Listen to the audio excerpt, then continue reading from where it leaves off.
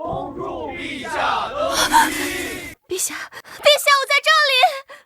文姬，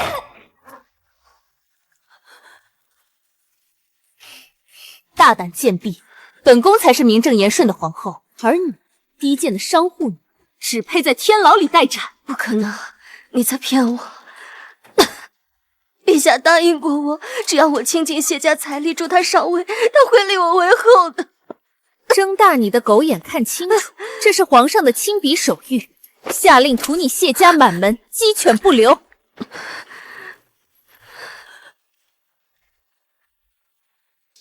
你谢家富可敌国，不杀你爹娘，皇上怎么把谢家的家产据为己有？还有你的宝贝婚书，也是皇上找人伪造的。我不信，我16岁就跟了他，他不能这么对我。16岁就跟男人跑了，还有脸要名分？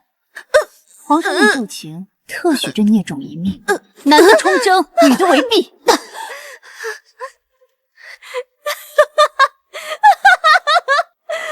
裴怀瑾，你屠我满门，杀我双亲，我谢庆微若有来生，定要让你血债血偿！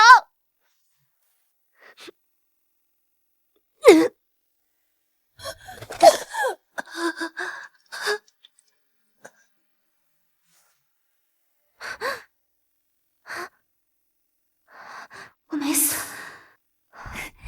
小姐，今日是您和姑爷大喜的日子。你怎么流了这么多汗？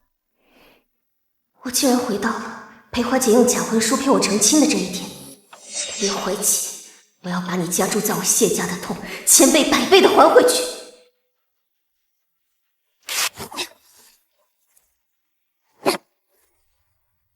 小姐，您这是干什么？半夏，给我换素服。小姐，我想要复仇，想要护住谢家，就绝不能让裴怀瑾篡位为帝。我要假太子，民女谢清微，叩见皇上。上一世太子体弱多病，裴怀瑾逆谋多年，寻得一名八字极阳的女子送入东宫。没过多久，这当朝太子便薨了。这一世，我要亲手捏碎你的痴心妄想。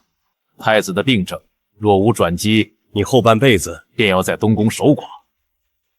你当真愿意嫁过去冲喜？陛下有所不知，民女曾与太子殿下有过一面之缘。自那时起，民女便对太子心生爱慕。今生若是有幸能伺候太子殿下，是民女的福气。你出身商贾，按祖制做太子正妃。民女不求排场，只求能陪在太子身边，为殿下祈福挡灾。皇上，臣推演星象，必须寻一八字极阳的女子冲喜，方能保全太子无虞。这位谢家女的生辰八字完全契合啊！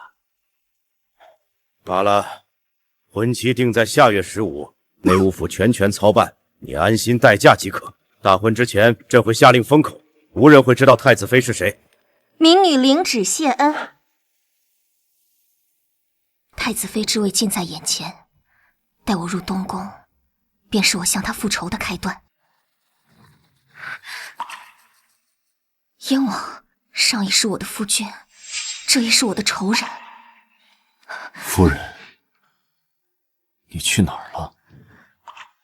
一整日没见你人影，派出去的人也没找着，还以为你回扬州了。夫君说什么呢？我特意从扬州来找你，怎么会突然回去？只是在府里闷得慌，出门转了转。你出门的时候有没有遇到什么奇怪的人，跟你说奇怪的话？没有啊，夫君这话何意？京城最近不太安生，你性子单纯，容易被骗，还是少出门为好。就算要出门，也得跟我说一声，我派人护着你才放心。护着？分明是盯着我谢家的金山银山，没了这些钱财，你拿什么收买人心？知道了，都听夫君的。听下人说你把婚服给烧了，难道你不想跟我成婚了？听下人说你把婚服给烧了，又是怎么回事？微微今日的举动与上一世大不相同，难不成？难道你不想和我成婚了？微微，裴怀瑾向来生性多疑，我不能让他看出来破绽。我们是夫妻，有什么话不能跟为夫说？那婚服的绣花我不喜欢，没有3书6礼也就算了，连婚服你都拿这种次等品糊弄我。夫人不喜欢，重做就是了，又不是什么大事。不过我们婚期将近，夫人可不能这般的任性了。看来是我想多了，他就是耍些女儿家的小脾气罢了。青薇，上一世是我负了你，这一世我绝不会再让你离开。你先回去，新婚之夜我给你准备了惊喜。哦，哎呀，赶紧回去，婚前见面这不合规矩。那我就等着夫人的惊喜了。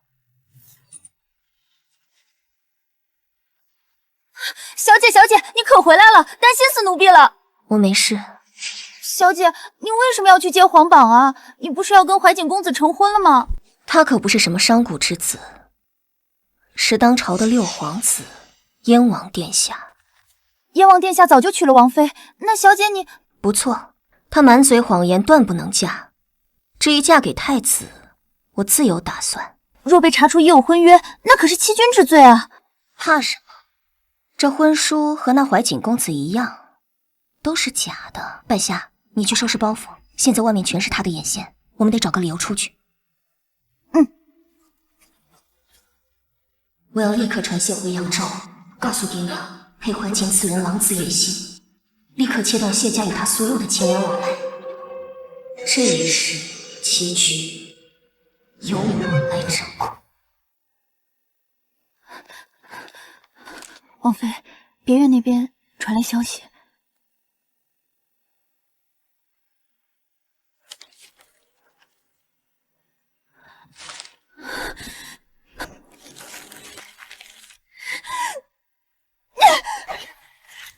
好啊！我说王爷怎么半个月连我的院子都不踏进半步，原来是在外面养了狐狸精。走，叫上家丁，跟我去城南别院。是。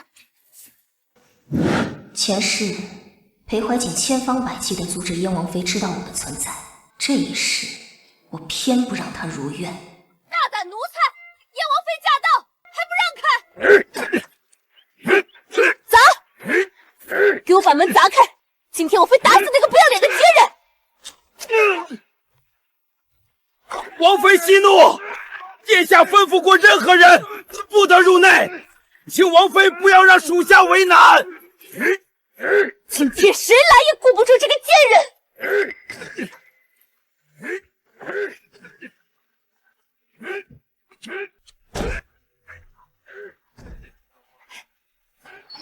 小姐这招真是高明。嘘，别打草惊蛇，咱们快走。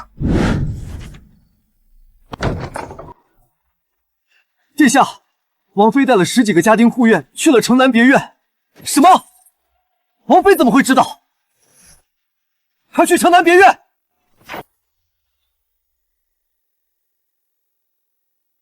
你们岂敢拦本王妃？还不让开！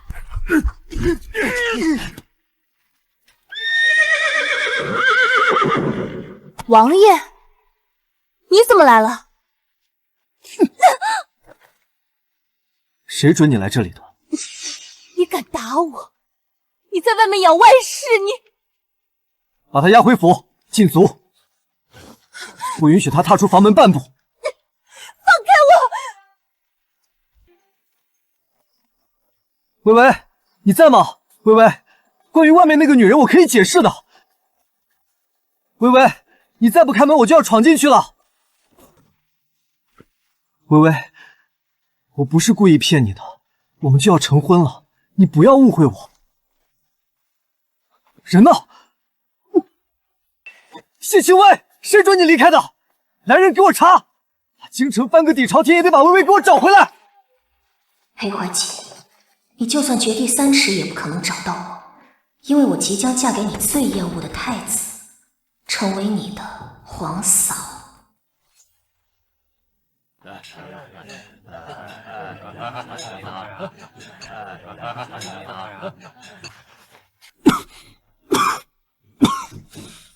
太子，过了今日的大婚冲喜，你的身子定能大好。太医开的补药可有按时服用？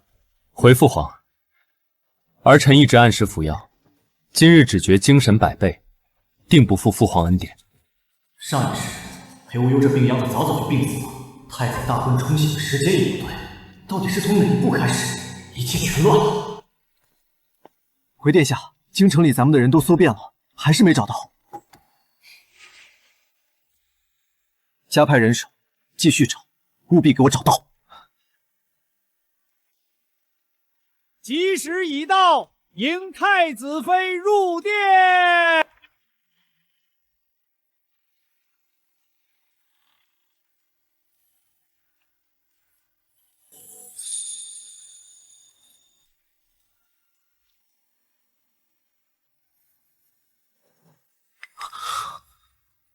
这个身段，还有这走路的姿态，微微，不，绝对不可能，他怎么会在这里？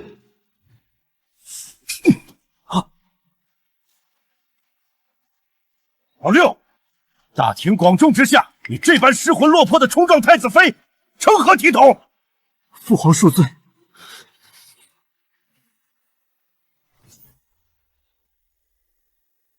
父皇恕罪，儿臣吃多了酒，一时头晕眼花。哼，退回你的座位上去。裴怀瑾在皇帝心中的分量不低，看来这点刺激还不够。不对，应该是我看错了。上一世微微和太子并没有瓜葛，怎么会成为太子妃呢？一拜天地。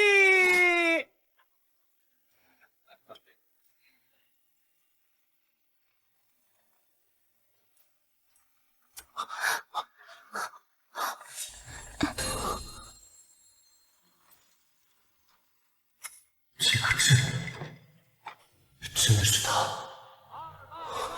谢清微，上一世他分明跟太子没有关系，为什么会成为太子妃？不行，我不能冲动。父皇已经动怒，若我现在再闹事，多年在朝堂的筹谋必将毁于一旦。裴怀瑾，你果然还是这般自私怯懦，在你心里，终究是皇位和权势最重。既然你不肯彻底发疯，那我就再添一把火。殿下当心身体，臣妾扶您站稳，莫要让父皇担心了。微微出身商贾，不可能是太子妃，也许是生一相而已。若她真的是太子妃，那么只有一种可能，她也重生了。往后你便是东宫太子妃，东宫一切内务皆由你做主。是，儿臣定不会辜负父皇嘱托。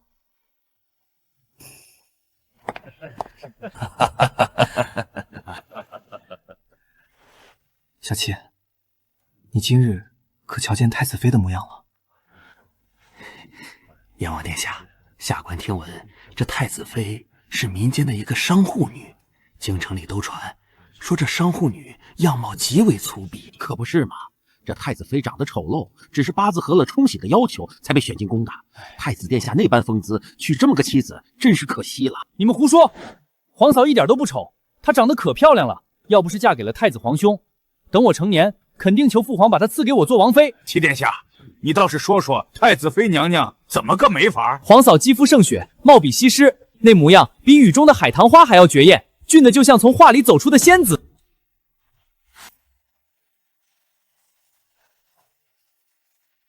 小妾，皇嫂是哪家小姐啊？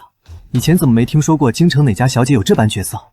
皇嫂不是京城人，父皇怕有人知道了冲撞太子皇兄，太子妃的身份瞒的是密不透风的。上一世太子妃明明是我的信人，怎么这一世凭空冒出来个商户女？不行，我一定要查清楚。太子必须死，我越早登基，就越早能和微微在一起。六皇兄，你平时沉默寡言的，今天怎么这么关心太子妃？我只是关心太子的身体罢了。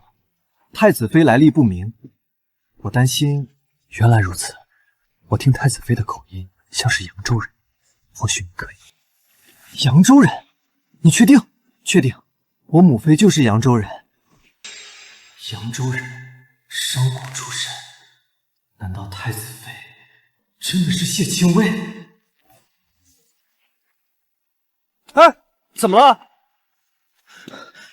殿下，城门口的暗线回话了，没有谢姑娘出城的记录。殿下，您去哪儿啊？去东宫。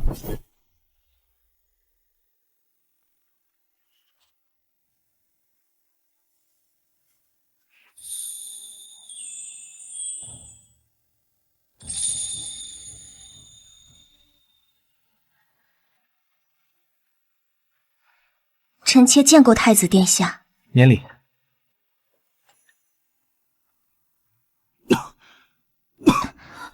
殿下，您身子不适，这合卺酒便罢了。反正姑也活不了多久了，戒与不戒，又有什么区别？还未到最后一刻，殿下怎能自暴自弃？说不定我真能给殿下冲洗，让殿下的身子好起来。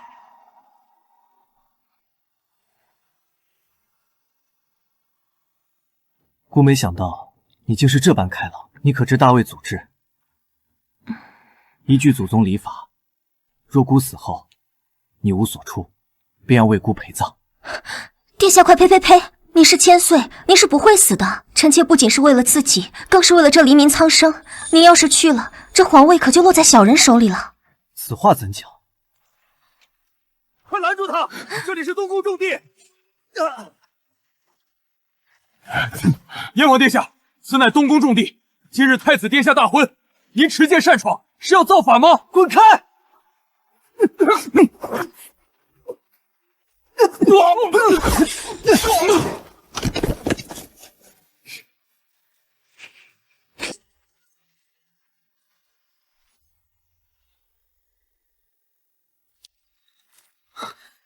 谢青薇，老六，你放肆！这是姑的心腹，你发什么疯？皇兄息怒，臣弟在前面多饮了几杯，醉得厉害。臣弟只是好奇，想来一睹太子妃的真容。滚出去！东宫岂是你撒酒疯的地方？皇兄，臣弟今日若看不清太子妃的样貌，绝不踏出这扇门半步。裴怀瑾，既然你非要找死，我就成全你。燕王殿下好大的规矩，太子仁厚，不愿与你一个醉汉计较。但这大魏的祖宗法度还在，惊扰储君大婚者，按律当自废双手谢罪。殿下既然执意要看，不知可愿当场献出双手，来换看本宫一眼？自废双手，我若成了废人，还拿什么争夺这天下？不，他性格温婉，连只蚂蚁都不忍心踩死，绝对不可能对我如此绝情。里面的人一定不是他，是我认错人了。这臣弟唐突了，臣弟这就告退。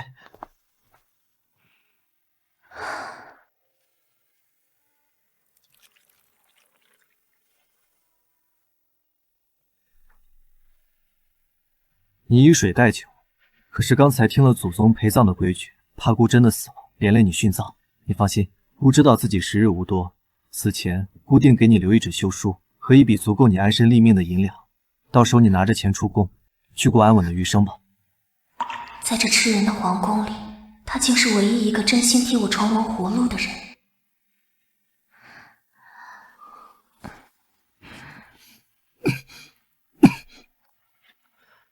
夜深了，合衣歇息吧。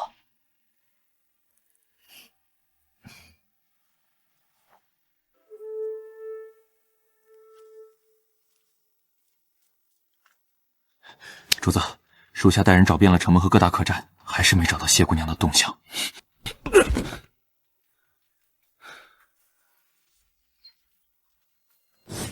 半夏，谢清辉的贴身丫鬟怎么会在这里？里面的太子妃真的是微微？微微，你放心，我不会让她碰你的。不管前世今生，你只能是属于我的。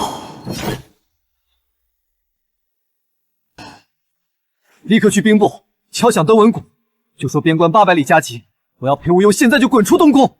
遵命。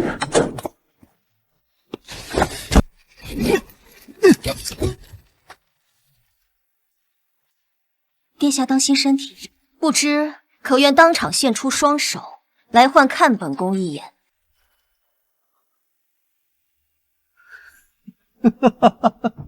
原来如此，微微，你是在生我的气啊！他一定是知道我娶了丞相之女陆羽堂，所以在跟我赌气。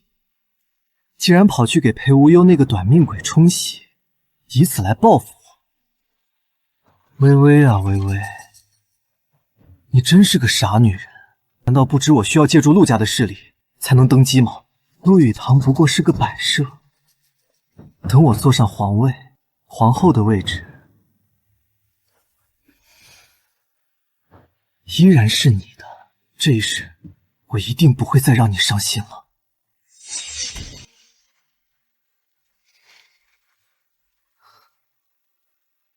裴无忧中毒已久，活不了几天了。等你成了寡妇，解了气，还不是要乖乖回到我身边？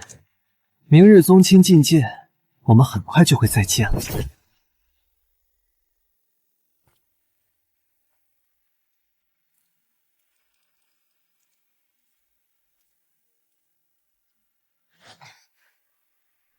燕王殿下，让开！微微，气撒够了吗？撒够了就跟我回去。燕王殿下，请叫我皇嫂。这里没有外人，何必再装？我知道你气我娶了陆羽堂，但那只是权宜之计。只要裴无忧一死，我登基为帝，定会风风光光迎你做皇后。哼，你又何必作践自己，嫁给一个快死的病秧子？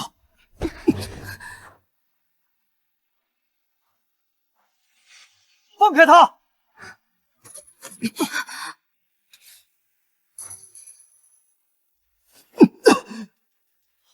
燕王在宫中公然拉扯太子妃，规矩学到哪里去了？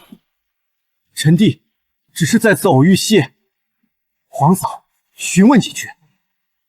皇兄常年服药，身体虚弱，切莫为了这点小事动怒，伤了根本。孤的身体与燕王无关。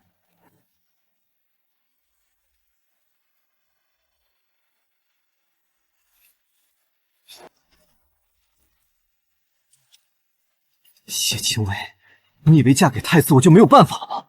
你逃不出我的手掌心的，你这辈子只能是我一个人的。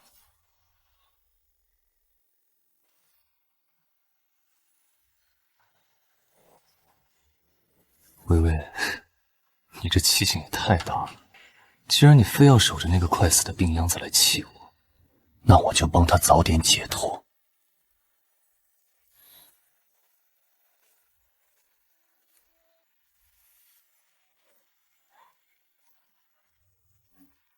这是西域的慢性断阳散，无色无味，拿去给东宫的奉茶太监，他知道怎么做。属下遵命。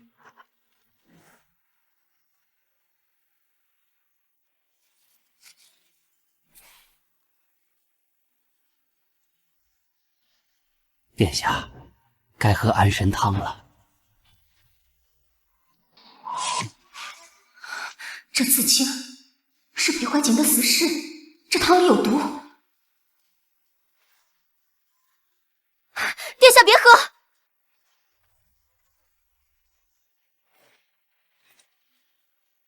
殿下赎罪，奴才不知太子妃突然冲过来，奴才再给您盛一碗。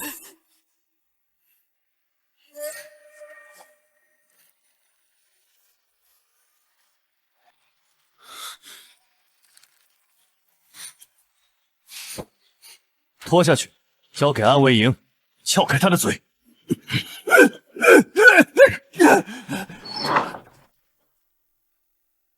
禀太子、太子妃，燕王府送来请柬，明日是燕王妃生辰，邀太子妃过府一叙。怎么样？前脚刚在汤里下毒，后脚请柬就到了。燕王府如今是龙潭虎穴，你若是不想去，姑给你推了便是。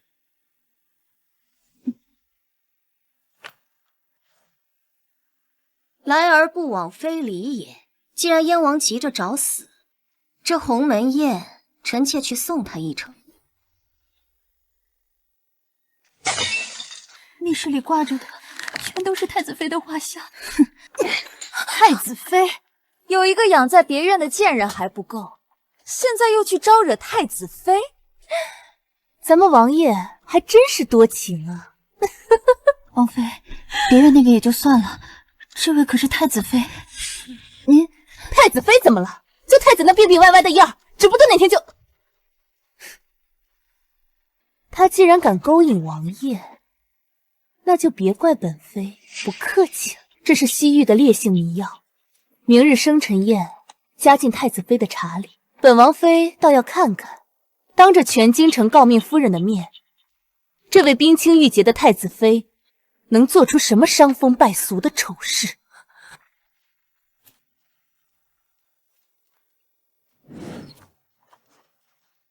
王爷，属下查实，王妃打算在宴席上给太子妃下药，并安排了人手在后园偏房等候，准备当众捉奸。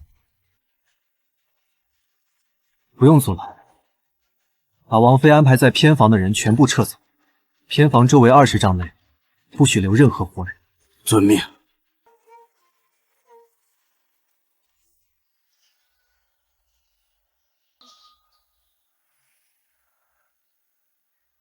皇嫂能来，蓬荜生辉。这杯茶是王爷特意从云南寻来的贡品，雨堂特意给皇嫂备的。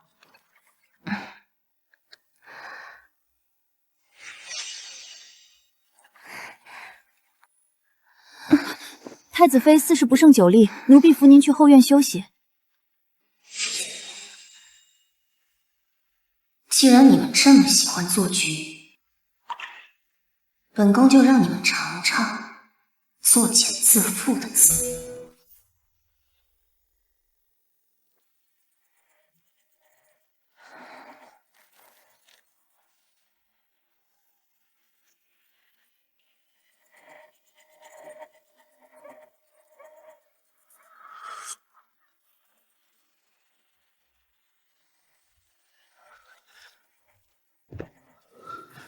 这是催发迷药的药液，微微，很快你就是我的人了。太子妃，这么喜欢下药，那就自己尝尝吧。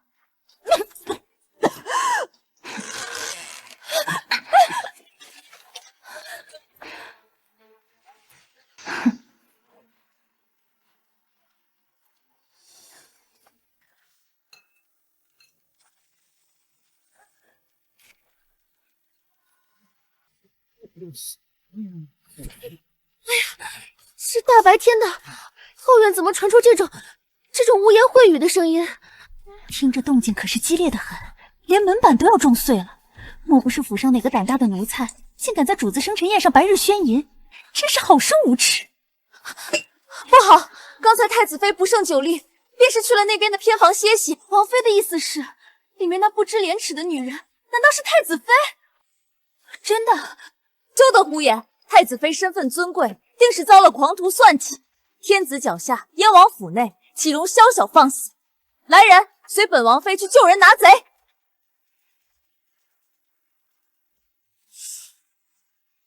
光天化日，竟敢在王府秽乱皇家清誉！来人，给本王妃把门砸开，营救太子妃！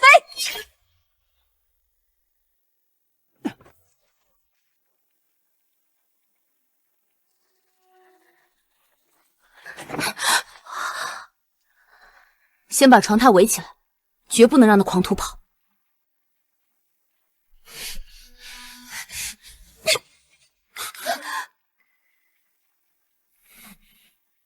王爷，怎么是你？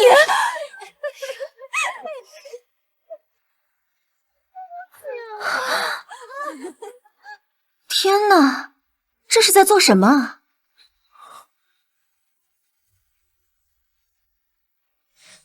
啊！微微，我是清白的，是有人下药陷害我。王妃饶命！奴婢也不知道是怎么回事，是太子妃，都是她陷害奴婢的。自己做出这等丢脸的事，还敢攀咬太子妃？燕王府这是什么规矩？这贱婢竟敢暗下迷药，混乱王府！来人，给我拉出来，就地杖毙！闭嘴！放开我！闭嘴！闭嘴！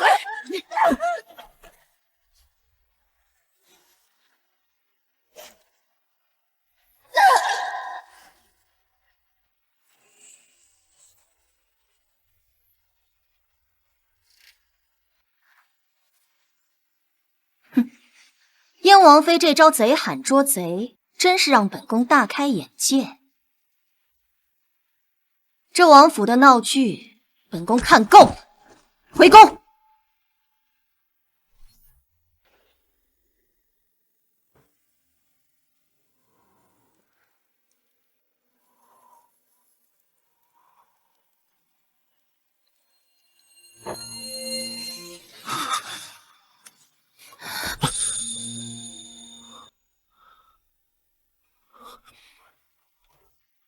姑听说你在燕王府当众打杀了陆羽堂的贴身丫鬟，有没有伤到自己？那群燕王府的侍卫可有对你放肆？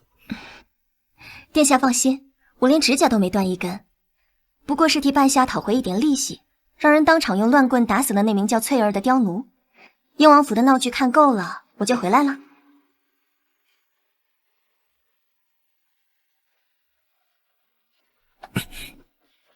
下次这种脏了手的事，让顾德安卫去办。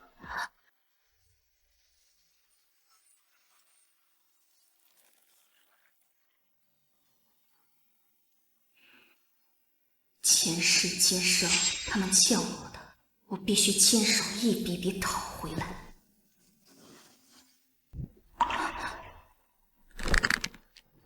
别再一个人涉险。蠢货！你看看你干的好事，不仅没算计到他，反而让他在燕王府当众杀人立威，本王的脸都被你丢尽了。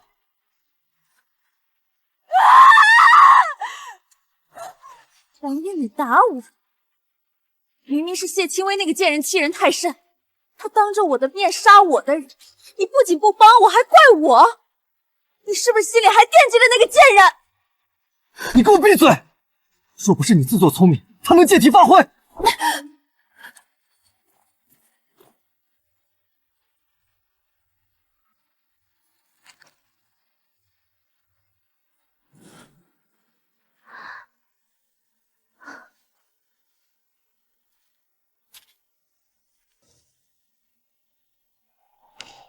前世的谢清微连踩死一只蚂蚁都不忍心，对我更是百依百顺。可他刚才看我的眼神，不对，这根本不对。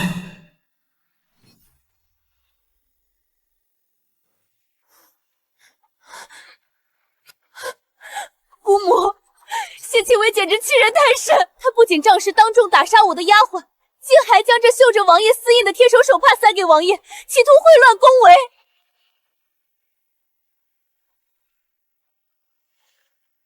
私相授受，秽乱宫闱，这可是诛九族的大罪。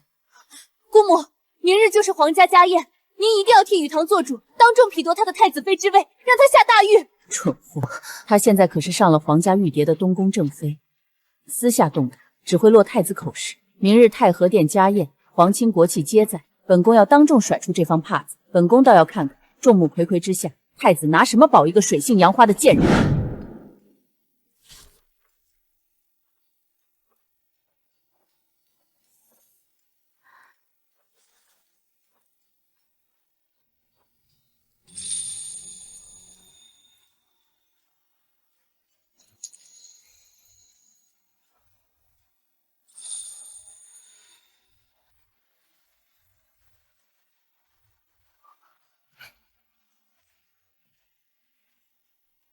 安县来报，陆羽堂已经把那方假手帕交给了长公主，他们打算在明日家宴上发难，将你彻底钉死在耻辱柱上。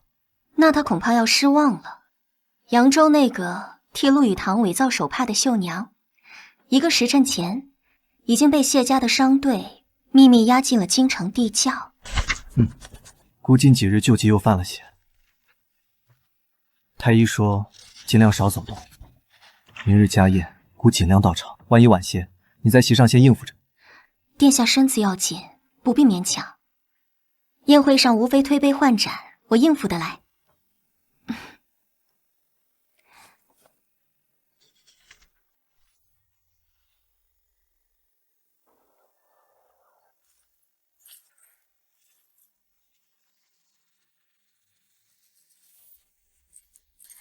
哟，太子妃这身凤冠霞帔真是耀眼，只可惜飞上枝头的野鸡终究不是凤凰。过了今晚，不知你还有没有命穿这身衣服？燕王妃若是眼疾犯了，就去治。本宫能不能穿这身衣服，轮不到你一个亲王妃来治。皇嫂，长公主手里握着什么，你我都清楚，那可是杀头的死罪。你现在若是肯向我低头服软，待会儿在大殿上，本王或许还能替你求求情，保你一条命。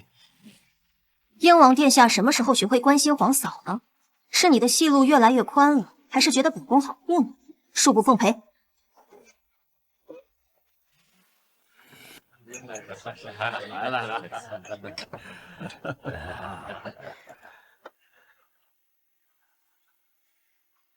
长公主驾到！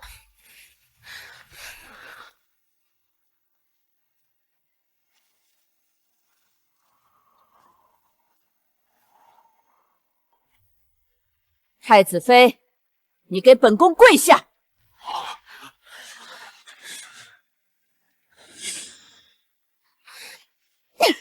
你这不知廉耻的毒妇，拿着绣了燕王私印的贴身物件私相授受，毁乱宫闱的铁证在此，你还有什么话可说？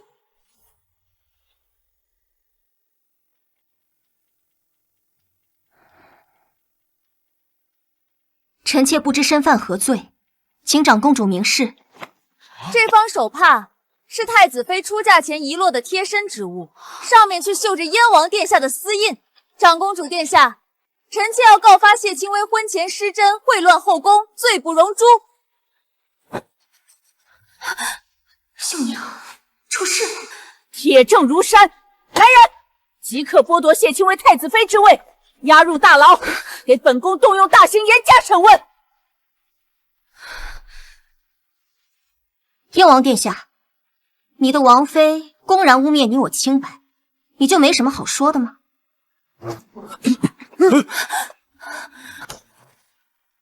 长公主息怒，这信物上的私印确实是侄儿的，是去岁皇嫂上香途经山路时遗落在草丛中，被我偷偷拾取4颗印记。这一切全是我一厢情愿，求长公主只惩罚侄儿一人。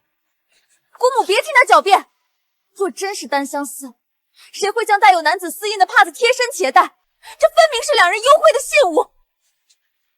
燕王殿下看似揽罪，实则是将私相授受的罪名彻底定死在本宫身上。你说你单相思拾取旧物，那你倒是说说，帕子上的绣线为何是京城独有的冰蚕丝？本宫出阁前远在扬州，如何能持有京城绣线所制之物？是我偷偷找人绣的。皇嫂，你打我骂我都好，不要再激怒长公主了。好一招以退为进，用痴情做绳索，将我彻底逼入死局。我如今没有实证在手，仅凭一具冰蚕丝无法扭转局面。够了！来人，给本宫打！就在这太和殿上，用廷杖往死里打！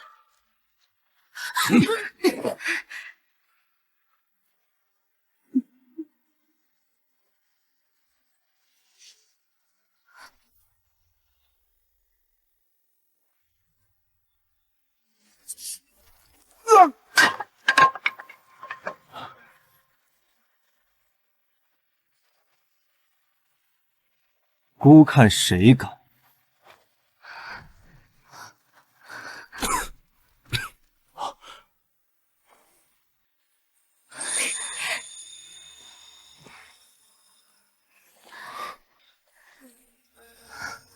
交给我。无忧，你不是旧疾发作，怎得此时赶来？又怎可在殿前动怒？姑母既说铁证如山，不如也看看姑手里的证据。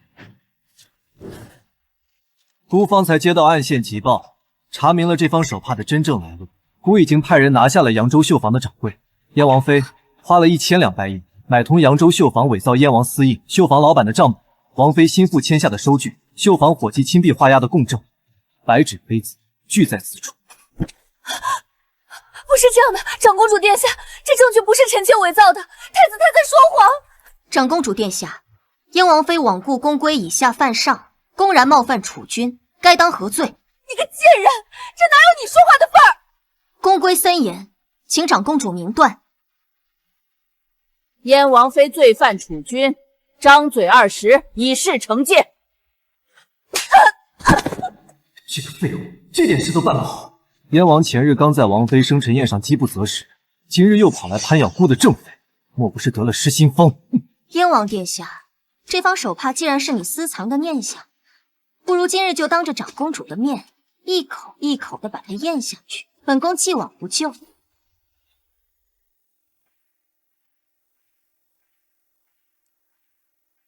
燕王殿下可要想清楚了，你今日若是不吞，便是承认这手帕是伪造的，当众犯下欺君之罪；你若是吞了，便是当着皇室宗亲的面咽下这脏东西，坐实了你觊觎皇嫂的变态行径。够了！堂堂亲王在大殿之上吞食赃物，皇家颜面还要不要了？燕王府即日起封府1月，任何人不得进出。燕王妃构陷储君正妃，罚俸1年。近日宫中戾气极重，明日护国寺将开启皇家大佛会，太子与太子妃随本宫一同前往，在佛前诵经祈福。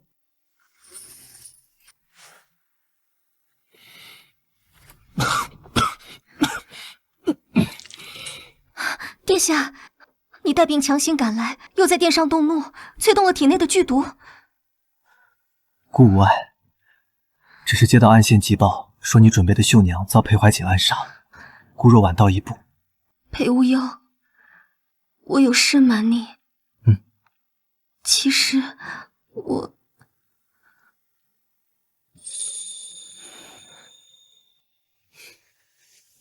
没关系，想说了再说。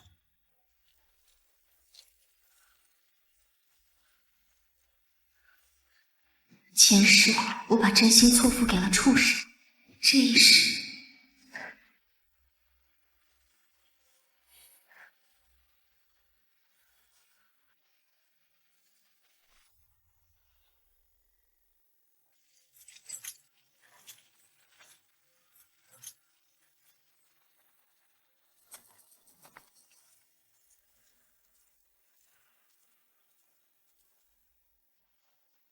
出来吧，躲躲藏藏的像什么样子？姑母恕罪，侄儿本该避府思过，但听闻护国寺山路崎岖，侄儿担心姑母身体，还请姑母宽恕。本宫听闻这护国寺的佛祖最是灵验，就好好在这里静心思过。姑母说的是，佛祖不仅看人心，更看因果。作恶多端的人，即便烧再多香，也挡不住报应临头。他居然来了，看来神医还在护国寺。山路崎岖，青薇，你若是累了，本王这就命人抬软轿送你去禅房。老六，姑的太子妃，姑自会照看。你若是闲得没事做，不如去大殿跪满3000遍经文，为父皇祈福。裴无忧，你这病入膏肓的废物，还能护他多久？这时，我不仅要你的命，还要青薇心甘情愿地回到我身边。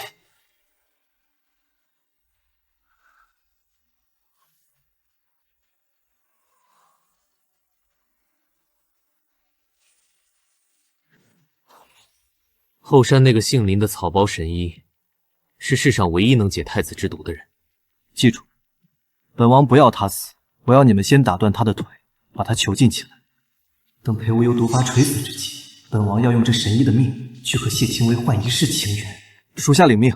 但这几日太子妃似乎也在派人打听后山的消息。太子妃，她怎么会知道神医的事？难道她也是重生了？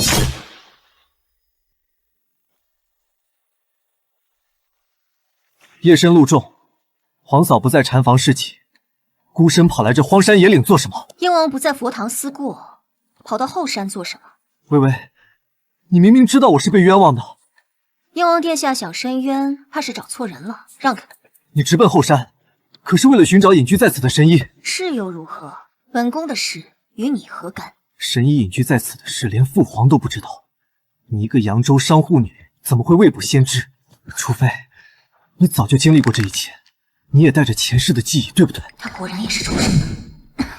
燕王殿下这几天是被长公主吓出癔症了吗？东宫的暗卫网遍布天下，查出一个大夫的行踪有何稀奇？皇嫂掩饰的真好。大雪封山，你为了给我求药，在这后山跪了整整3天。你的膝盖落下了严重的病根，阴雨天便痛不欲生，今夜风寒，你敢说你的膝盖不痛？燕王殿下，我生在扬州，长在扬州，连大雪都没见过几回。你若是病得不轻，不如早点回府请太医。前面是谁？长公主有令，护国寺大佛会期间，后山入夜进行，立刻查探。燕王殿下，长公主的侍卫转瞬就到，你若是再不让开，我现在就暗抓刺客，意图谋害储君正妃，这罪名殿下担得起吗？看来真的是我多虑了，她不过是裴无忧手里一颗听话的棋子。皇嫂请。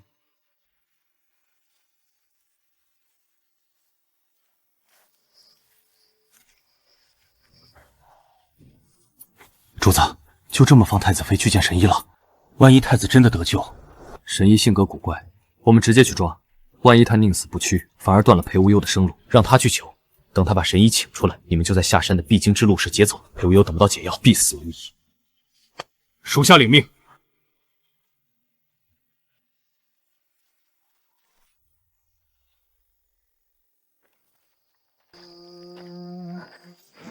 皇嫂，裴无忧已经是强弩之末，太医都束手无策，没有这个神医，他绝对熬不过今晚。燕王带着死士拦截当朝太子妃，是想造反吗？微微，你何必跟着一个将死之人陪葬？只要你肯低头，回到我身边，把神医留下，我可以当今晚什么都没发生过，以后我照样保你一世荣华。燕王未免高兴得太早了，你真以为殿下病入膏肓了？你这话是什么意思？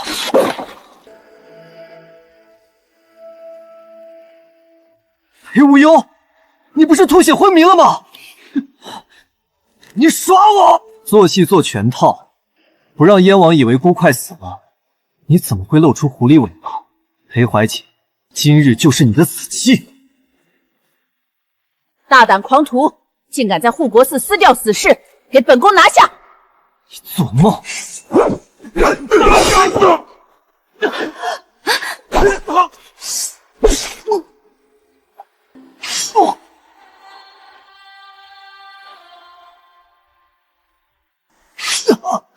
姑母，侄儿听闻后山有异动，特来查探，竟遭遇这群不明身份的刺客伏击。还好太子和太子妃没事，不然侄儿万死难辞其责。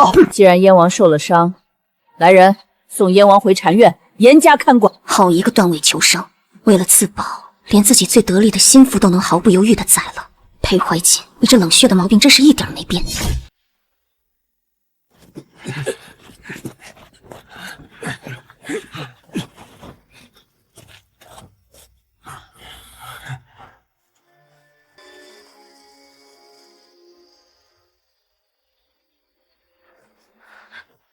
老夫隐居在此，哼，还是被你们这些权贵惊扰了。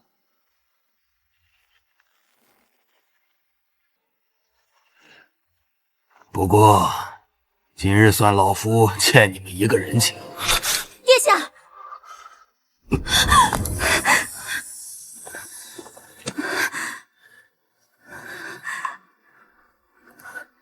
胡闹！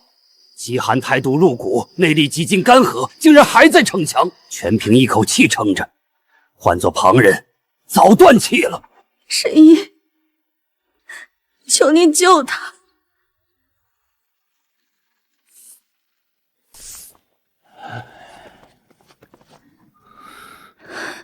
殿下，你怎么这么傻？殿下明知自己毒入心脉，为何还要拿命去赌？若是刚才神医救不回来，您让东宫上下如何自处？要将我置于何地？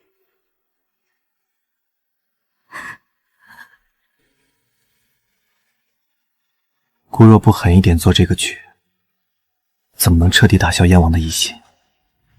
又怎么能护得住你？吐血昏迷是假，引君入瓮是真。好一个裴，真是让本王刮目相看！主子，太子身边的那个老头已经查实是失踪多年的药蛊神医，有他在，太子的胎毒恐怕能解。我们要不要去查那神医的软肋？查过了，神医的儿子儿媳带着一个小孙女，就隐居在山下的南溪镇。派人去南溪镇把他的儿子儿媳杀了，小孙女活着带回来。本王要拿捏他的命脉，让他亲手送裴无忧上路。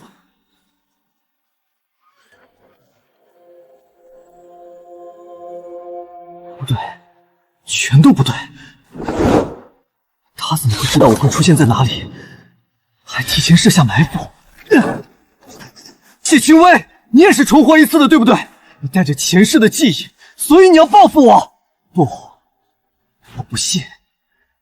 说你真的记得一切，就不信你一点破绽都不露。前世也是这样的大雨天，家破人亡的圣旨送到，我跪在雨里求他，却只换来一只假婚书。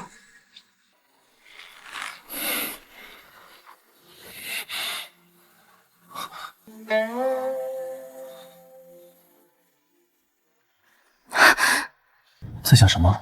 脸色这么差。看这雨下的大，觉得有些寒意。殿下休息，我去偏房看看神医的药熬得如何了。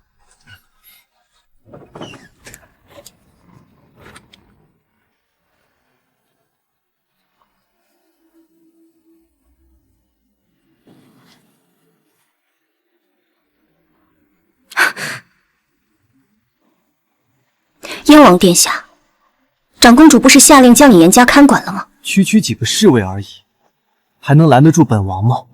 哼，微微，这里没有外人，你还要跟我装到什么时候？你没有前世的记忆，为何能处处抢占先机？是不是因为我这一世来晚了一步，让你受了委屈，你才负气选择了裴无妖？燕王伤了手臂，连脑子也糊涂了，请让开。微微，我昨晚做了一个梦，我梦见了一段属于我们的前世。在梦里，我登基为帝，本想立你为后，可陆家手握重兵，逼着我对谢家下了杀手。微微，你以为是我害了你，其实都是误会，我是真心爱你的。哼，燕王殿下的梦很精彩，你相信我了？不管那是梦还是真实发生过，既然在你的梦里，你纵容别人杀了我全家，那么伤害就已经造成了。如果那个梦是真的，不论原因如何，我们之间就是血海深仇。谁杀了我父母，我绝不会放过。我还要回去陪伴太子。谢清微，既然你不肯回头，那就别怪我心狠手辣。裴无忧，回京之日便是你的死期。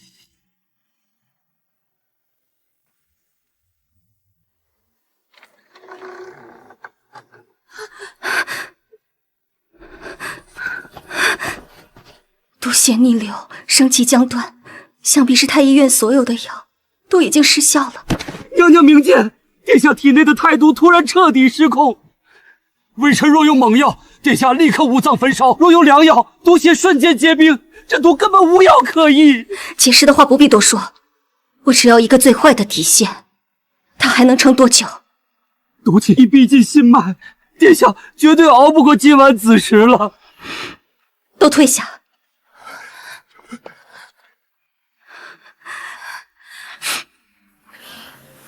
去西厢客房，把神医立刻请过来。娘娘，那老头刚才收到一个带血的包裹后，就疯疯癫癫的，见谁骂谁。微臣怕他一发疯，冲撞了殿下呀！殿下命都快没了，还怕什么冲撞？还不快去！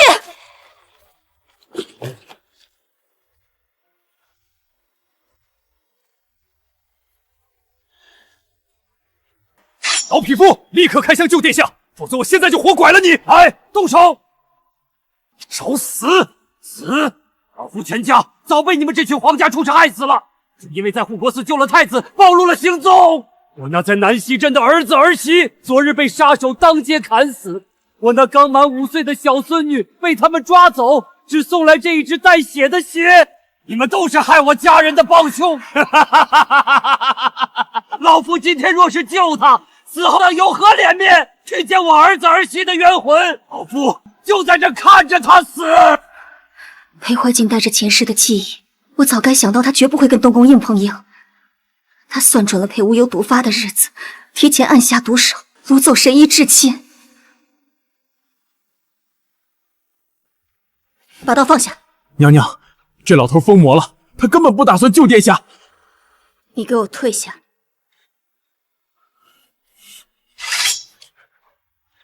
老先生，你没事吧？南溪镇的血案，我深感痛心，但您恨错了人。天下乌鸦一般黑，皇家的狗咬狗，难道还有无辜的？你们东宫的命是命，我一家老小的命就不是命。当年下令屠镇，用百姓做诱饵的不是东宫，是如今权倾朝野的燕王。杀你儿子、掳走你孙女的也是他。你少拿这些话来诓骗老夫！你是太子妃，自然要把脏水往正敌身上泼。我与他无冤无仇，他杀我全家图什么？图什么？图把那些见不得光的人命当做他往上爬的垫脚石。他所谓的仁义，全是用无辜者的白骨堆出来的。顺我者昌，逆我者亡。这十里坡的暗牢，就是你们这群不识抬举之人的归宿。燕王在城外十里坡有一处用来藏匿死士和人质的地下暗牢，你的孙女必定就被关在那里。我若是救了太子，他绝对会撕票的。太子今晚若是死了，明天一早，图你满门的燕王就会入主东宫。您难道想用太子的死给您真正的仇人铺路吗？那我孙女怎么办？只要救活太子，我会派人踏平燕王的死事营，把您孙女全虚全影的接回来。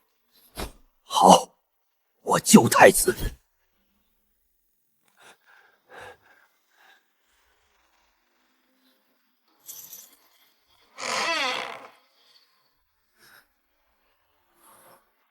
烈酒，滚水！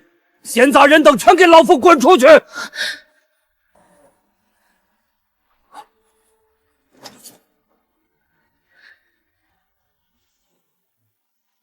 按住殿下，毒素反扑极强，殿下会因剧痛产生痉挛。裴无恙，你给我睁开眼！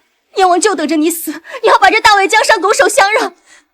你若今天认了输，你半生心血便全成了别人的踏脚石。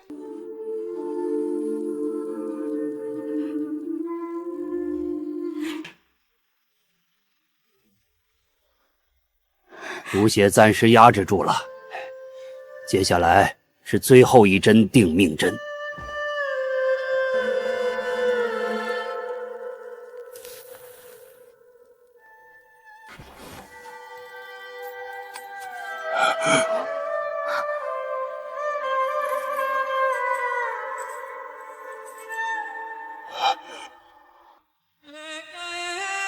老东西，燕王殿下有令，你若是肯救活太子，你那5岁的小孙女今晚就会没命。沈姨，你的孙女我已经派人去救了，你还有什么顾虑？相信我。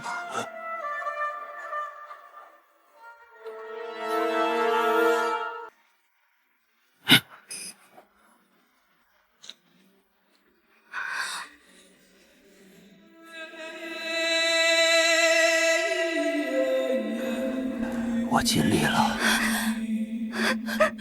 殿下，你醒醒！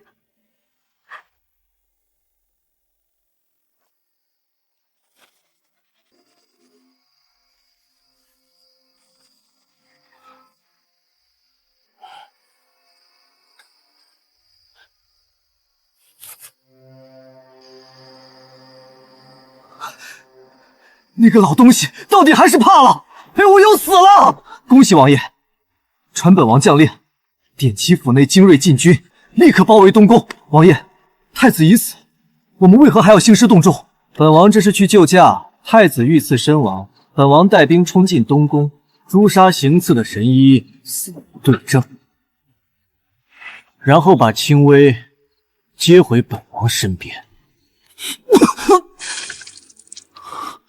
毒血排尽了，殿下性命无忧了。殿下刚醒，切莫妄动。你瘦了，看来殿下身子是真的好了，还有心思嫌弃妾身了。没有嫌弃你，我是心疼。多亏了神医，是神医妙手回春。多谢神医，此次救命之恩，孤必定。行了，我什么都不要，只要能救回来我的小孙女。神医放心，东宫的暗卫已经赶过去了。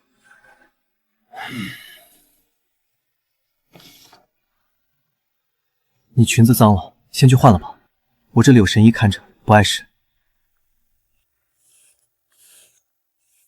前世裴怀瑾为了夺权做了万全的准备，在城郊秘密建造地牢。这地牢的入口就在郊外的山洞里。待东宫暗卫从暗道潜入，把神医的孙女救出来，不许惊动任何人，截杀所有飞出司牢的信鸽。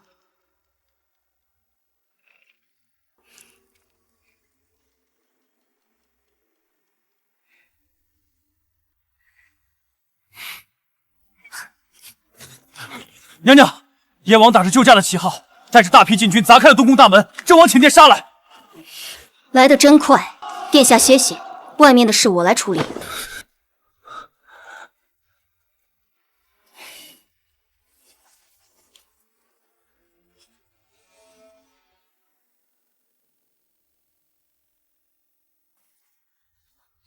将士们，随我救驾，揪出刺客，就地正法。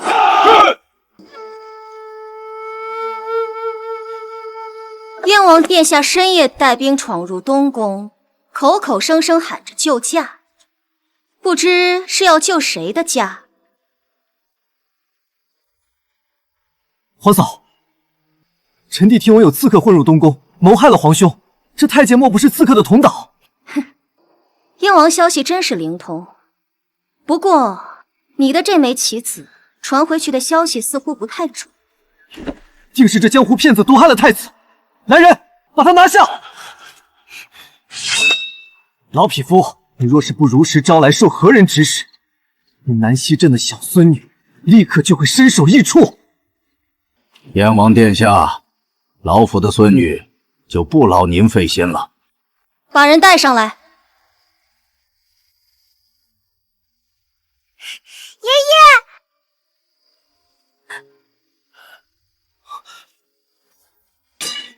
不可能！别庄明明有重兵把守，你怎么可能？我怎么可能无声无息地把人救出来？你真以为你的那点手段能瞒天过海吗？老六，你真是让姑大开眼界。擅闯东宫，屠戮无辜，还敢在东宫大放厥词，姑定要禀明父皇，治你谋逆之罪。皇上驾到！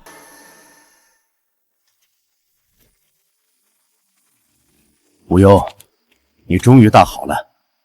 太医院那群废物束手无策，看来朕为你选的谢家丫头是个有福气的。父皇，儿臣能醒全靠神医，只可惜有人不希望儿臣活过今晚，请父皇过目。老六，你自己看！父皇明鉴，儿臣傍晚发现府中一印信丢失，一路追查，才发现是小顺子偷了印信来东宫作乱。儿臣怕皇兄有事，这才急忙带兵赶来。燕王殿下这番话，将自己撇得真是干净。长命锁昨夜还在城外别庄，今夜就到了东宫内应手里。一个偷印信的奴才，能有这么大的能耐调动禁军，还能精准算准殿下破门的时间。皇嫂，臣弟不知这奴才受了谁的指使，臣弟带兵撞门，那是救人心切。父皇，神医的孙女在燕王别庄被救出。暗卫已将看守别庄的活口压在宫外，随时可以对质。裴无忧行事手段变得如此凌厉，若今晚真把老六治罪，朝堂上便再无人能牵制太子。好一个包藏祸心、挑拨皇室兄弟的狗奴才！来人，把这刁奴拖下去，立刻杖毙！父皇，此人是重要人证。无忧，刁奴已经伏法，你大病初愈，最需要的是静养，而不是大动干戈。你弟弟虽然行事冲动鲁莽，但也是中了恶人的连环计，兄弟戏强，岂不让天下人耻笑？好一个兄弟戏强！前世裴怀瑾造反屠杀东宫时，怎么不见皇上讲骨肉亲情？老六，你御下不严，罚封1年。太子大病初愈，你常来东宫走动，替你皇兄分忧。儿臣知罪，多谢父皇隆恩。铁证如山，人证物证俱在，父皇竟然轻描淡写的接过，甚至让他常来东宫分忧，这分明是在纵容燕王。姑这位父皇精通帝王平衡术，他怕姑病好之后权势过剩，所以留着老六这把刀悬在姑的头顶，制衡东宫。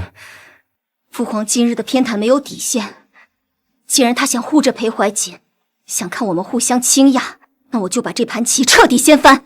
前世裴怀瑾靠着吞并我谢家的商铺和银钱，大肆笼络朝臣。这一时，他既然想来东宫分忧，我便让他连燕王府的大门都走不出去。半夏，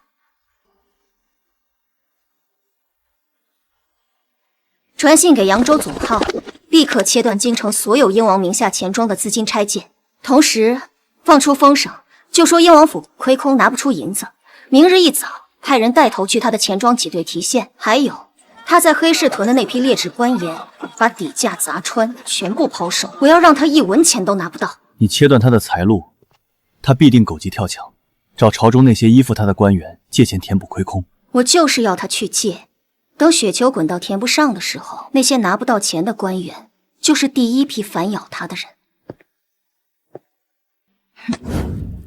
裴怀瑾，你欠我的，我一笔一笔的收回来。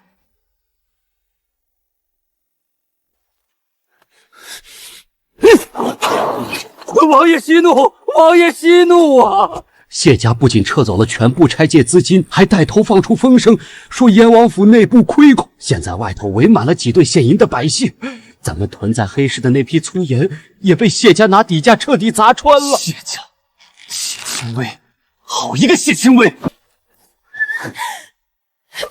瑾，你都做了什么？顺天府的人今天一早冲进我娘家，把我的裴家铺子全部查封了。谁让你来的？滚回去！我现在没空听你在这大呼小叫。你让我滚？裴怀瑾，你给我老实交代，你是不是把我的嫁妆和钟馗的银子全都拿去填了外面那些狐妹子的无底洞？如今府里连下人的月银都发不出，逼得我堂堂正宫王妃去变卖首饰。你身为皇室亲王，还有何颜面立足于朝堂？疯妇，滚出去！本王没空陪你闹。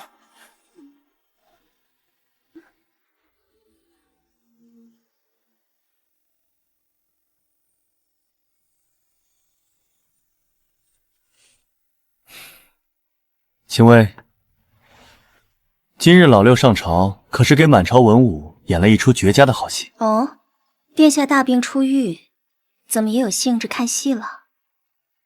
老六今日是顶着额头上一道极深的血印子站在大殿上的，伤口连药布都没包住，还在往外渗血。血印子，看来燕王妃也是个性情中人。御史台那帮言官向来闻风而动，笔锋比刀子还利。今早足足上了10几道折子，弹劾他宠妾灭妻，有辱斯文。父皇在龙椅上气得直接把砚台砸在了老六的脚下，当着百官的面将他骂了个狗血淋头。狗咬狗的戏码，倒是省了我们亲自动手。姑发现，只要老六倒霉，你就会发自内心的感到开心。殿下觉得我不该开心吗？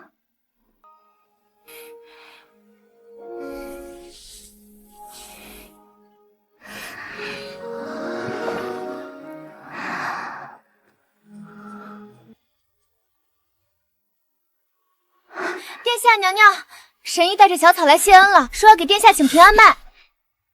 快请老先生进来。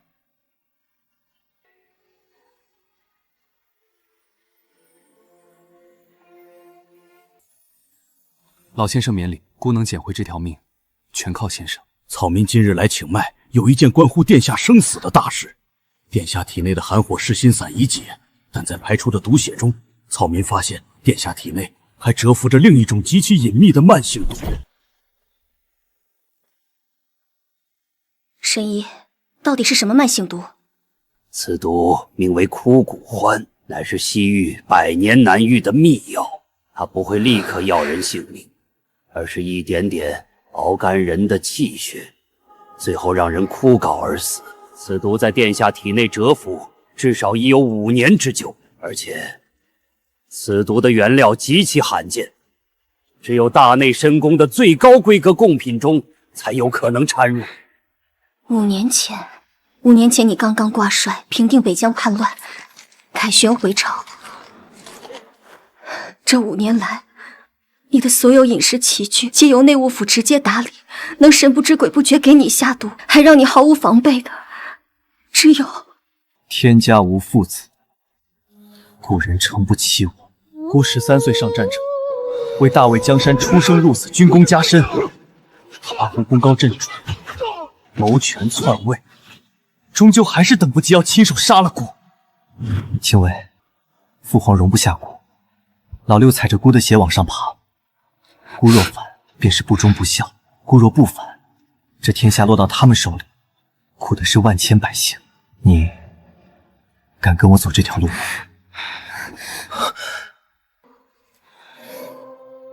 殿下要走，我便跟着。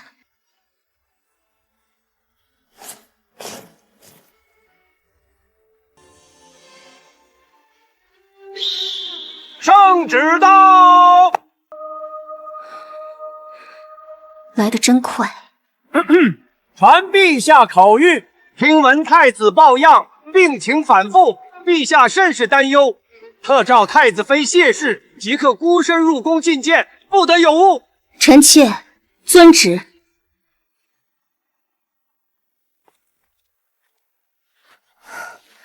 臣妾叩见父皇。青薇啊，快起！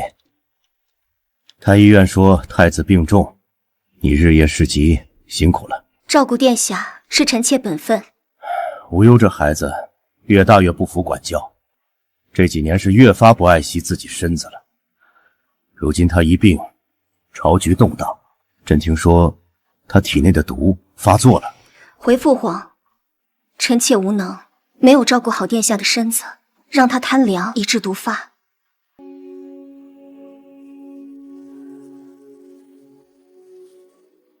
你是个聪明的孩子，谢家满门19口安分守己，你也不希望谢家因为一个将死的太子，惹上诛九族的谋逆之罪。这是极乐丹，无忧太痛苦了，你帮他解脱。事成之后，谢家加官进爵，你依旧是朕的好儿媳。拿谢家全族的命威胁我，逼我亲手毒杀自己的丈夫，好狠的帝王心术！青薇，父皇是不是把那东西给你了？让开！你别执迷不悟了。父皇已经调遣2000御卫军，暗中包围了谢家。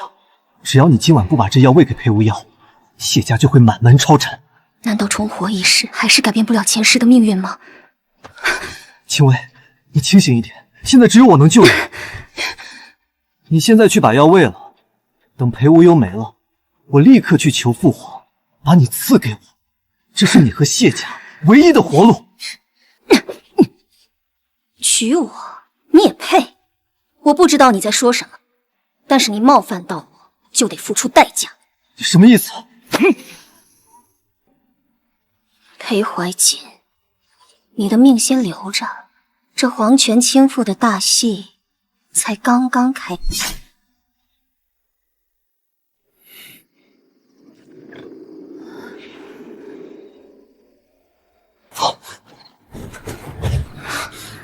你的脸色怎么这般难看？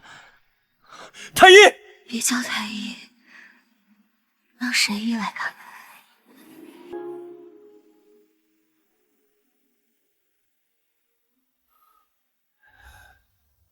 娘娘体内有苗疆子骨，此骨阴毒，一旦彻底扎根心脉，发作时无药可医。父皇竟敢用这等阴险手段对付我，我这就去！殿下别去，御林军也已经围死了谢家，你现在持刀进宫，就是公然造反，反倒给了他废除杀人的由头。难道让孤眼睁睁看着你受着蛊毒之苦吗？殿下不可，你若是去了，便是公然撕破脸。魔骨在父皇手里，他正好以此要挟谢家满门，岂不是正中他的下怀？神医，我曾听闻这苗疆子骨在尚未彻底扎根前，用施针之法，通过血液渡入另一个体内，可是真有此法？可这法子极其凶险，需将两人的血脉相连，施针逼迫蛊虫游走，稍有不慎，娘娘便会心脉尽碎。孤来替他承受，把蛊毒嘟到孤的身上。不行，你体内的胎毒刚刚拔除，身子承受不住这种反噬。至于人选，把燕王拖进来。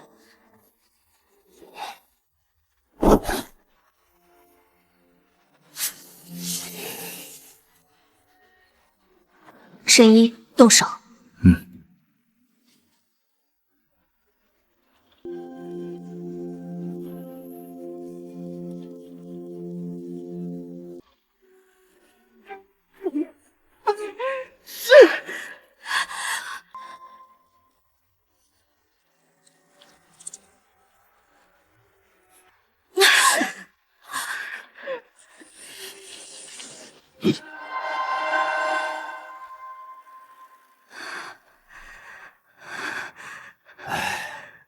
蛊毒已经全部进入燕王体内，阴谋诡计，我们玩不过他们，倒不如反其道而行，把事情摆到明面上来。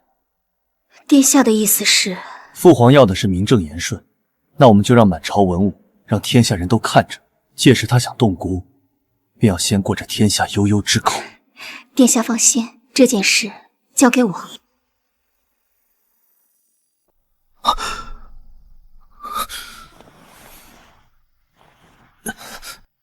难道刚才和微微说话都是梦？来人！本王出去这段时间，四处可有异动？王爷，太子妃在午门外敲灯闻鼓。什么？备马！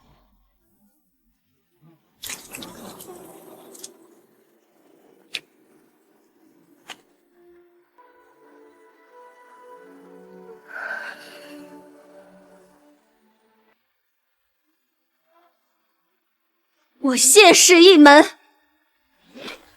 代忠良，上不负社稷，下不愧黎民。今夜禁军2000，铁甲为门。敢问陛下，谢家何罪，竟当此祸？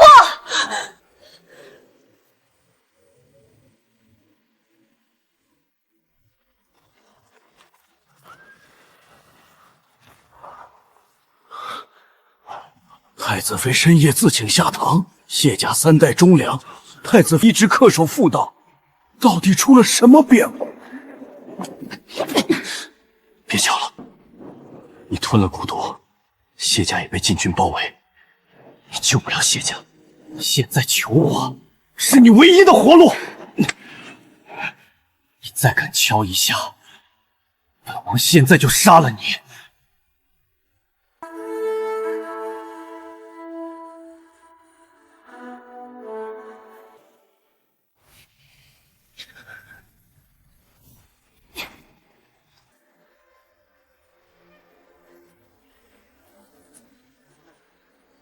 这是在干什么？谢大人，您仔细听他说什么。我谢家世代平庸，毫无建树，臣妾德行有亏，不堪辅佐太子。皇上仁慈，体恤我谢家老弱病残，竟于今夜子时派出2000余灵军，将我谢家府邸严密包围，不准任何人进出。2000御禁军包围谢宅，这分明是抄家的先兆啊！皇恩浩荡，谢家惶恐至极，实在承受不起这般大恩，臣妾唯有自请下堂，以保谢家百口性命，以谢皇上隆恩。皇上，午门外已经聚集了6部尚书9卿和督察院的御史，太子妃的罪基书已经当众念了3遍。那些言官都在干什么？禁军是摆设吗？不知道把他的嘴堵上拉走吗？左都御史带着言官挡在前面，现在百官群情激怒，都在等皇上给个说法。若是强行拿人，恐怕会激起兵变。谢清微竟敢把这件事公之于众，是在用全天下的悠悠众口来要挟朕。这苦心经营多年的人君名声，现在全天下的眼睛都盯着谢家。谢家今夜若是死一个人，朕就是残暴不仁的昏君，史书上会重重记下这一笔。传朕旨意，朕因念其谢家有功，即刻召太子妃入宫觐见。奴才遵旨。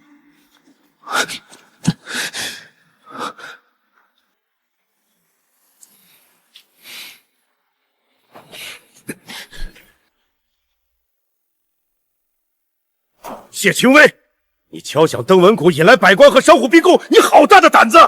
皇上今夜若是屠戮谢家，明日全天下的商行便会罢市，大魏的钱粮立刻断绝。你敢威胁朕？臣妾是在保全皇上的圣命。一旦罢市，军心大乱，史书上便会记下皇上逼死商贾、断绝军粮的罪名。传朕口谕，谢家无罪，让赵胜把2000御林军撤回大营。谢清微，朕撤兵了，但你利用百官和百姓逼迫朕，违逆了朕的旨意。臣妾听不懂父皇的意思。既然你不肯乖乖做一条听话的狗，朕就要让你付出背叛的代价。父皇，父皇，清微只是一时糊涂。你给我住嘴！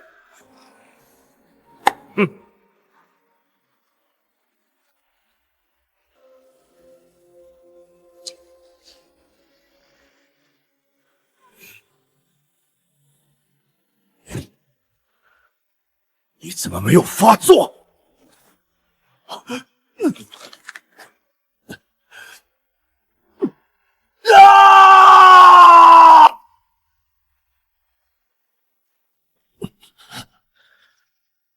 谢清微，蛊毒为什么在他身上？什么蛊毒？臣妾从未见过那种东西。来人，传太医！父皇不必传太医了。老六这是作茧自缚。太子，你手里拿的是什么？父皇，这是儿臣刚刚截获的密信和账册。燕王长期利用谢家的对头商号敛财，在京郊秘密招募私兵，囤积生铁打造兵器，意图谋反。不中用了，裴怀瑾，你好大的胆子！私造兵器，招募死士，不仅要谋反，你还敢修习巫蛊之术！父皇，我没有，这账册肯定是假的，儿臣是清白的呀。人证物证俱在，还敢狡辩？来人，把这个逆子拖出去，狠狠的打，废除燕王爵位，贬为庶人。父皇，我错了，父皇。裴怀瑾，我的报复才刚刚开始。去，把神像底座的暗格砸开。那里有本王生母留下的江南兵符和200万两银票，只要拿到这些，本王就能逃到江南，东山再起。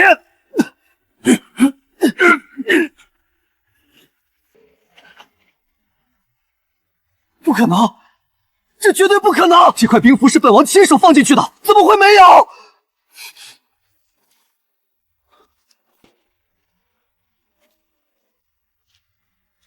燕王殿下是在找这个吗？谢清微，你怎么会知道这个地方？这连父皇都不知道。我做了一个梦，梦里你就是靠着这块兵符在江南起兵，踏着无数人的尸骨登上了皇位。你觉得梦醒之后，我还会把这把刀留给你吗？清微，我们才是天造地设的一对。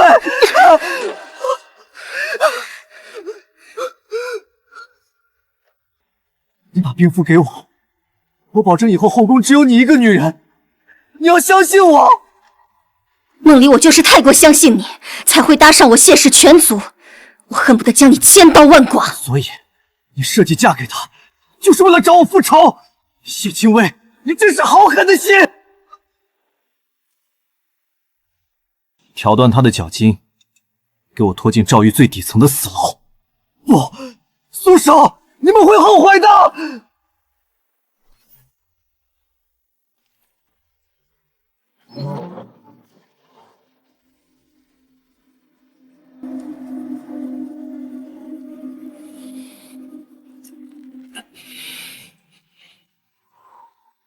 你来干什么？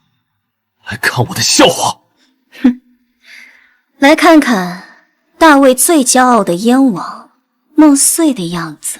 我不服！明明老天给我重来一次的机会，我们这辈子应该左右江山，相伴到老的。为什么你会有以前的记忆？谢清微，是你变了，还是我从来就没有看懂过你？因为你从来没有变过。你自私、多疑、贪婪，你以为自己手握先机，其实不过是被自己的欲望蒙蔽了双眼。留着你的命，是因为你还有最后一点用处。我这就去把父皇请来，让你们父子见上最后一面。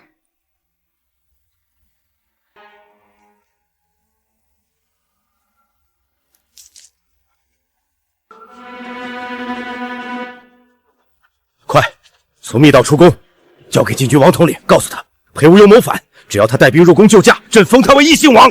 奴才遵旨。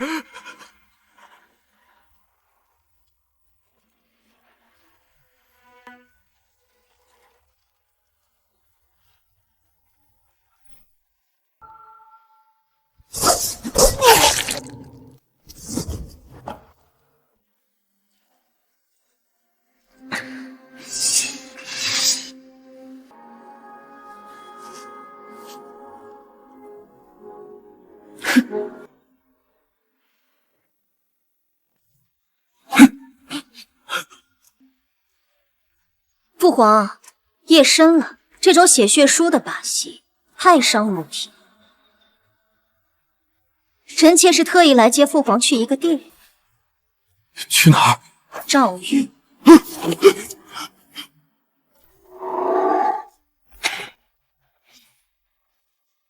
父皇，父皇救我！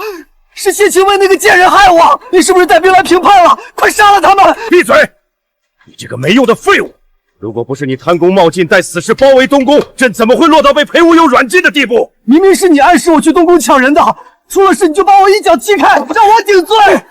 你还敢顶嘴？若不是你，朕还是天下之主，朕今天就亲手掐死你这个逆子！畜生，你疯了！你想让我死？好，那我们就一起下地狱！裴无忧，你以为你父皇是什么好东西？生母孝贤皇后的死根本不是病逝，是他在安胎药里下了慢性前期毒，他怕你外加病权过重，亲手毒死了你的母亲。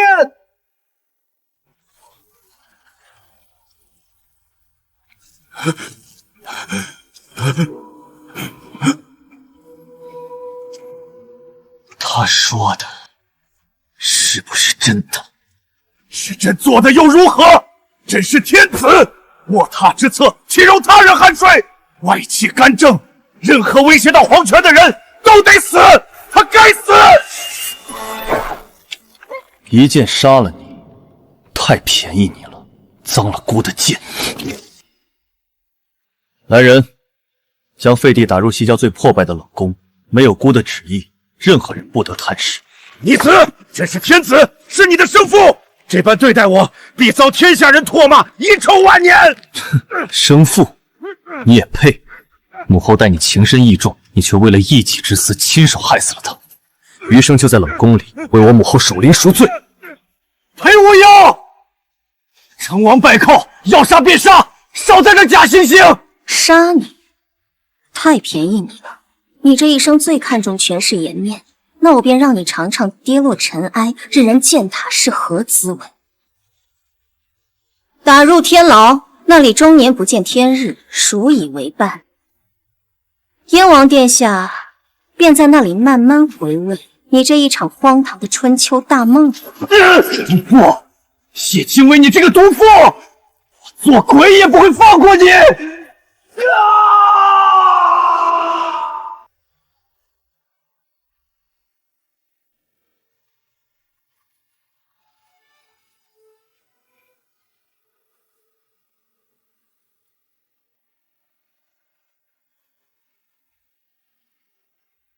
殿下一直盯着我做什么？如今大局已定，还叫殿下？陛下，还是叫夫君听着顺耳。夫。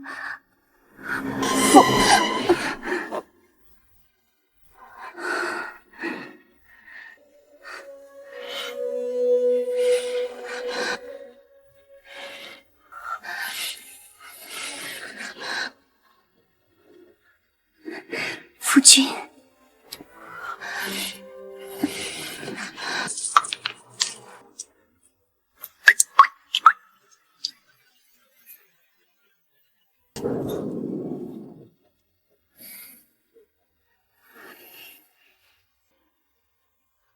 裴无忧，有一件事我一直想问你。问。我对裴怀瑾的手段了如指掌，甚至步步紧逼。我对他有着莫名的深仇大恨，你一直都看在眼里。可你为何从来都不问我缘由？起初是不必问，你我是先成婚，后才慢慢知心的。那时我连自己明日是生是死都不知道，又凭什么去质问你的过往？可是，青薇，你很好，所以你从前经历过什么，又有什么要紧？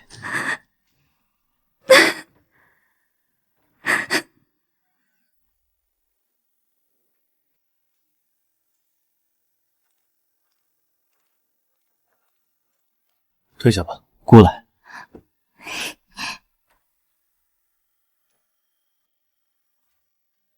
陛下日理万机，怎么有空来做这等小事？若是让朝堂上那些言官知道，又要写折子骂我红颜祸水了。这江山有一半是你挣来的，论功劳论才干，你都当得起。姑敬你重你，与你出身商贾又有何干？当初一道圣旨把你我绑在一处，我只当是权宜，后来才知道是我占了便宜。陛下这话倒是难得的实在。陛下，如今新朝初建，后宫却只有皇后娘娘一人。为了皇家开枝散叶，绵延子嗣，臣等恳请陛下开启选秀，广纳后宫。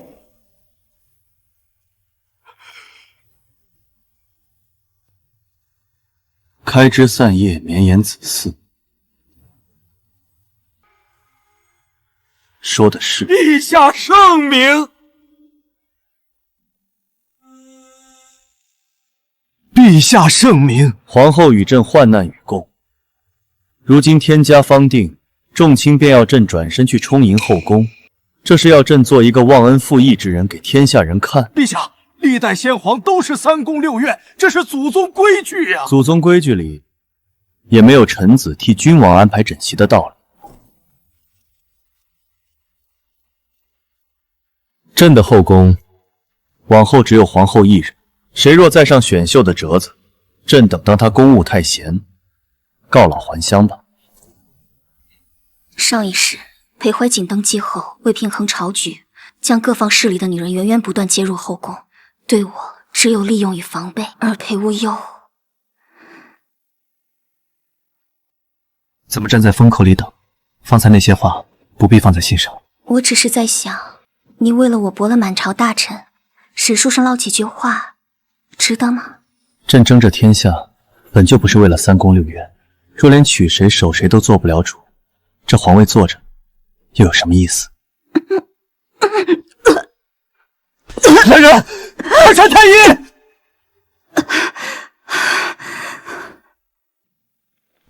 皇后怎么回事？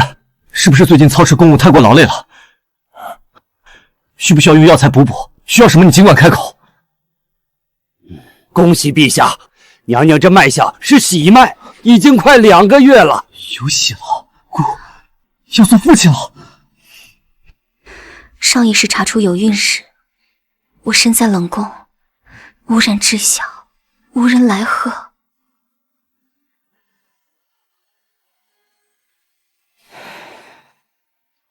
好。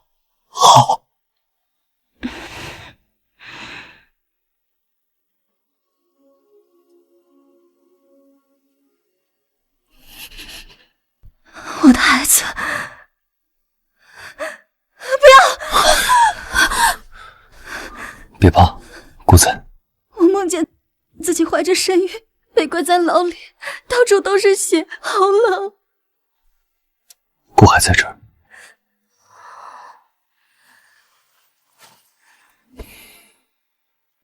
睡吧，姑陪着你。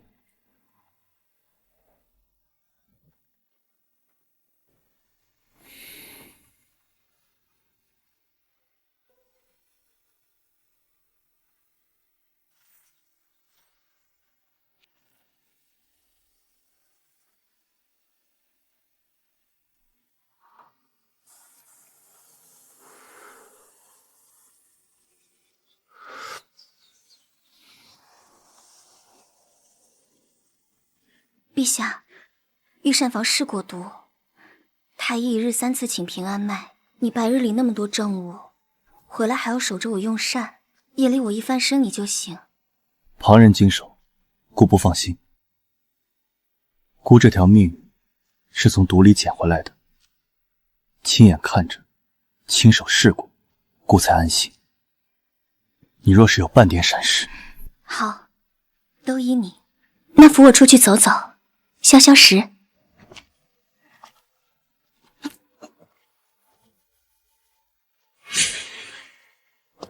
把这路扫净，皇后行走之处，不容半点疏漏。无忧，我只是有孕，不是瓷娃娃，没那么娇气。姑怕这江山姑能守，可姑怕护不住你们母子。陛下守得住天下，也守得住我们。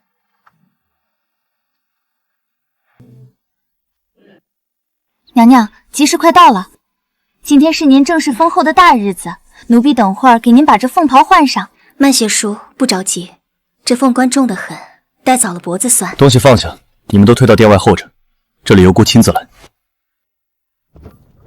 青薇，今日走上奈何殿，你便是姑昭告天下的皇后。这最后一书，姑来替你理。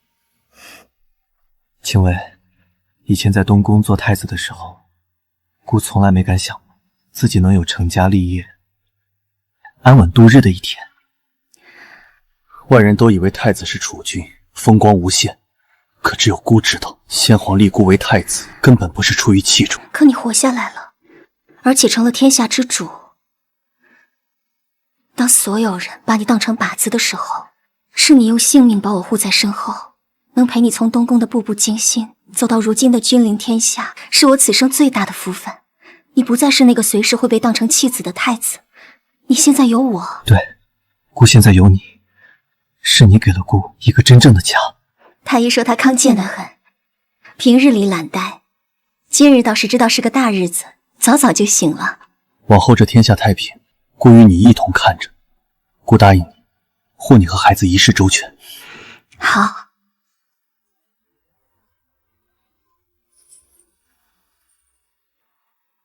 走吧。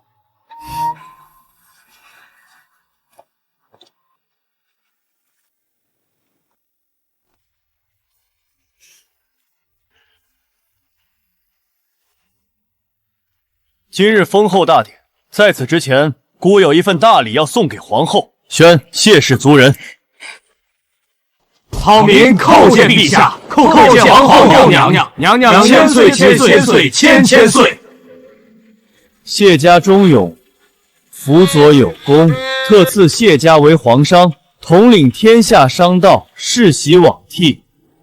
上一世裴怀瑾登基第一天，便是诬陷谢家谋反，南门抄斩，而这一世，我终于保全了整个家族，他们都还活着，完完整整的活在我面前。你说过，家人平安，夫妻和顺，就是你想要的日子。姑记着，往后有他们在，你不会不的。无忧，够了，这样就够了。吾皇万岁万岁万万岁！皇后娘娘千岁千岁千千岁！这万里江山，盛世繁华，姑与你，还有我们的家人，生生世世，永不分离。生死契阔，与子成悦。